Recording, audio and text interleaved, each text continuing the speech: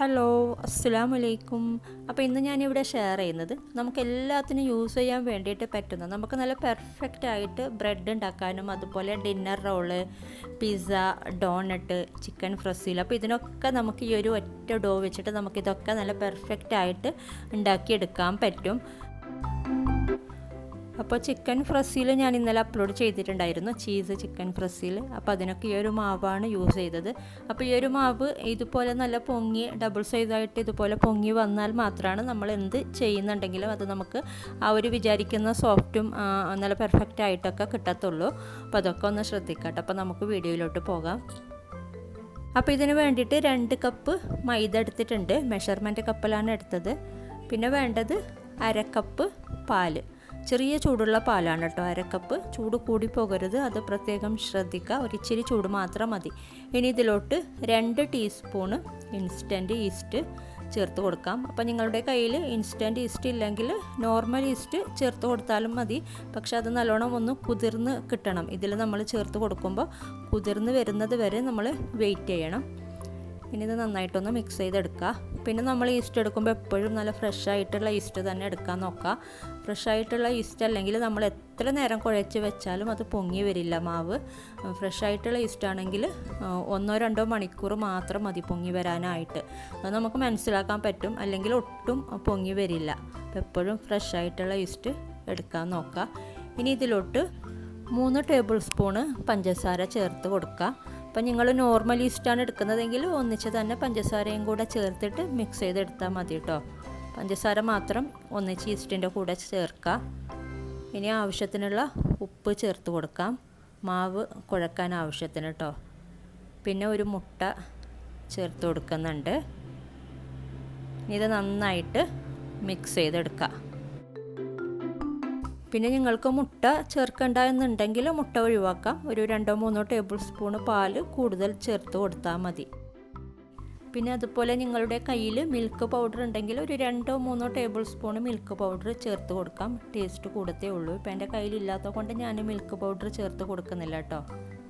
ഒരു 2 table spoon അല്ലെങ്കിൽ ഒരു 3 ടേബിൾ സ്പൂണ് ചേർത്ത് കൊടുത്താൽ മതി. ഇനി നമ്മൾ ഈ ഒരു മിക്സ് ചെയ്തെടുത്ത പാലും അതുപോലെ മൈദ, പിന്നെ ഇതിൻ്റെ കൂടെ ഒരു 2 ടേബിൾ സ്പൂണ് ബട്ടറും കൂടെ ചേർത്ത് കൊടുത്തിട്ട് നന്നായിട്ട് കുഴച്ചെടുക്കുക. നല്ല സോഫ്റ്റ് ഡോ ആക്കി എടുക്കുക. അപ്പോൾ ഞാനിപ്പോൾ ഫുഡ് പ്രോസസ്സറിലാണ് കേട്ടോ കുഴച്ചെടുക്കുന്നത്. പിന്നെ ഇതിൻ്റെ മാവ് നമ്മൾ ചപ്പാത്തി മാവിനേക്കാളും ഒരിച്ചിരി ലൂസാണല്ലോ, അതറിയാമല്ലോ. അത്രയും ടൈറ്റ് വേണ്ട, ഒരിച്ചിരി ലൂസായിട്ടാണ് വേണ്ടത്. അപ്പോൾ ഇതിപ്പോൾ നമ്മൾ ഈ ഒരു മെഷർമെൻറ്റിൽ ചെയ്യുമ്പോൾ പാകത്തിന് കിട്ടുന്നുണ്ട്. അപ്പോൾ ആദ്യം ഈ ഒരു മൈദ ഇട്ട് കൊടുത്തിട്ട് ഇതിലോട്ട് ഒരു 2 ടേബിൾ സ്പൂണ് ബട്ടർ ചേർത്ത് കൊടുത്തിട്ട് ഒന്ന് നന്നായിട്ടൊന്ന് മിക്സ് ചെയ്തെടുക്കുക. എന്നിട്ട് നമുക്ക് ആ ഒരു പാൽ മിശ്രിതം കൂടെ ചേർത്തിട്ട് നല്ല സോഫ്റ്റ് ഡോ ആക്കി എടുത്താൽ മതി.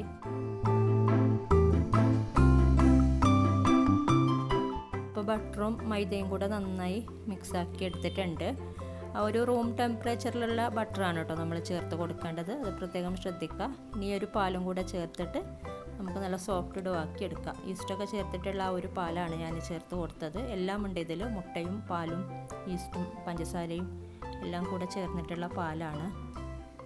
ഇതിപ്പോൾ നന്നായി കുഴച്ചെടുത്തിട്ടുണ്ട്. അപ്പോൾ ഒരിത്തിരി സോഫ്റ്റായിട്ട് തന്നെയാണ് നമ്മുടെ ഡോ കിട്ടേണ്ടത്. അപ്പോൾ ആ ഒരു രീതിയിൽ തന്നെ കിട്ടിയിട്ടുണ്ട് കേട്ടോ. പിന്നെ നമുക്കിത് ഒരു പാത്രത്തിലോട്ട് മാറ്റാം.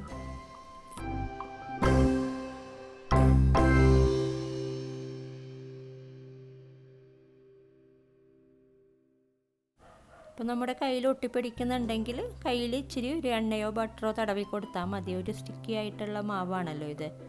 അപ്പോൾ ഒന്ന് കുറച്ചൊന്ന് സോഫ്റ്റാക്കി കുഴച്ചെടുക്കുക. എന്നാലും നമുക്ക് നല്ല സോഫ്റ്റായിട്ട് ബ്രെഡാണെങ്കിലും അതുപോലെ ഡിന്നർ റോള്, ഡോണട്ട് ഒക്കെ നല്ല സോഫ്റ്റായിട്ട് കിട്ടത്തുള്ളൂ. പിസ്സ ബേസൊക്കെ ചെയ്യുമ്പോൾ. അപ്പോൾ ഇതിപ്പോൾ നല്ല സോഫ്റ്റായിട്ട് തന്നെ കിട്ടിയിട്ടുണ്ട്. പിന്നെ നമ്മളിത് മൂടി വെച്ചിട്ടിത് ഡബിൾ സൈസ് ആകുന്നത് വരെ മൂടി വെക്കണം. ഒരിച്ചിരി ചൂടുള്ള സ്ഥലത്ത് തന്നെ വെക്കാൻ നോക്കാം കേട്ടോ. അല്ലെങ്കിൽ ഓവനൊന്ന് ചൂടാക്കിയിട്ട് വെച്ച് കൊടുത്താലും മതി. അപ്പോൾ നമുക്കിത് ഡബിൾ സൈസ് ആകുന്നത് വരെ മാറ്റി വെക്കാം. അപ്പോൾ ഞാൻ പറഞ്ഞ പോലെ ഫ്രഷ് ആയിട്ടുള്ള ഈസ്റ്റൊക്കെ ആണെങ്കിൽ നമുക്ക് പെട്ടെന്ന് തന്നെ ഡബിൾ സൈസായിട്ട് കിട്ടും.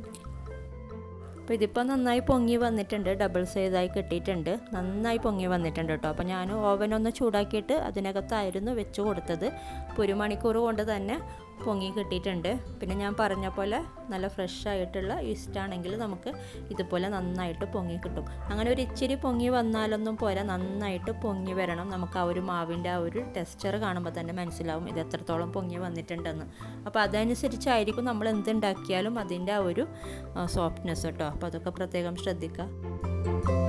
അപ്പോൾ ഇത് നമുക്ക് ഒന്ന് ചെറുതായിട്ടൊന്ന് കുഴച്ചിട്ട് നമുക്കിതിൽ എന്ത് വേണമെങ്കിലും, പിസ്സ ബേസ് വേണമെങ്കിൽ ഉണ്ടാക്കാം, അതുപോലെ ബ്രെഡ് ഉണ്ടാക്കിയെടുക്കാം. ആ ഒരു ബ്രെഡ് ലോഫിലോ അങ്ങനെ വെച്ചിട്ട്, അല്ലെങ്കിൽ ഡിന്നർ റോള് ചെറിയ ബോൾസ് ആക്കിയിട്ട്, ആ ഒരു സാധാരണ ഡിന്നർ റോളിൻ്റെ ആ ഒരു സൈസിൽ ബോൾസ് ആക്കിയിട്ട് നമുക്ക് ഡിന്നർ റോൾ ഉണ്ടാക്കാം. പിസ്സ ബേസിന് വേണ്ടിയിട്ട് ഉണ്ടാക്കാം, ഡോണട്ട്, പിന്നെ അതുപോലെ ചിക്കൻ ഫ്രസിൽ. അപ്പോൾ എല്ലാത്തിനും ഇത് യൂസ് ചെയ്യാം കേട്ടോ. അപ്പോൾ നല്ല പെർഫെക്റ്റ് ആയിട്ട് നമുക്ക് ഉണ്ടാക്കിയെടുക്കാൻ പറ്റും. അപ്പോൾ ഇതിൻ്റെ റെസിപ്പിയൊക്കെ ഞാൻ മുമ്പ് അപ്ലോഡ് ആക്കിയിട്ടുണ്ട്. Bread, dinner roll, donut, pizza, ഇതൊക്കെ ഞാൻ അപ്ലോഡ് ആക്കിയിട്ടുണ്ട് കേട്ടോ മുമ്പ്. അപ്പോൾ വീഡിയോ ഇഷ്ടപ്പെട്ടാൽ ലൈക്ക് ചെയ്യുക, കമൻറ്റ് ചെയ്യുക, സബ്സ്ക്രൈബ് ചെയ്യാത്തവരാണെങ്കിൽ ഒന്ന് സബ്സ്ക്രൈബ് ചെയ്യുക. അപ്പോൾ ഇതുപോലെ നല്ലൊരു റെസിപ്പിയുമായിട്ട് വീണ്ടും മറ്റൊരു വീഡിയോയിൽ കാണാം. Thank you.